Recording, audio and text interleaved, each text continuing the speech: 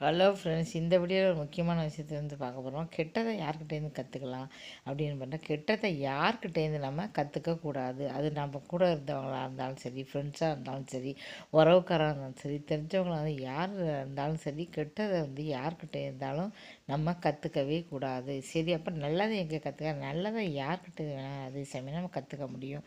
எதிர் வீட்டாக சரி, பக்கத்து வீடு யாராக இருந்தாலும், சண்டை யாராக இருந்தாலும் சரி, நமக்கு ஒருத்தவங்க பிடிக்கவே பிடிக்காது.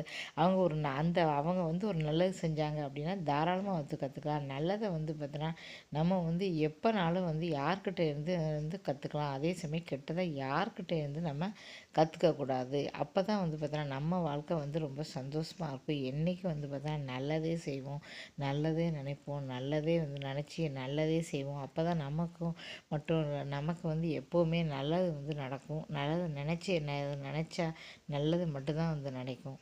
நம்ம எத்தனை நாள் இருக்க போகிறோம் நமக்கே தெரியாது. இருக்கிற வரைக்கும் வந்து பார்த்தா நன்மை செஞ்சு எல்லாருக்கும் வந்து பார்த்தா நன்மை செஞ்சுட்டு தான் வந்து ரொம்ப நல்லது. இந்த வீடியோ பிடிச்சா மறக்காமல் சேனலை வந்து சப்ஸ்கிரைப் பண்ணுங்கள். தொடர்ந்து போடுற எல்லா வீடியோவையும் மறக்காமல் வந்து பாருங்கள். தேங்க்யூ ஸோ மச் வாட்சிங்.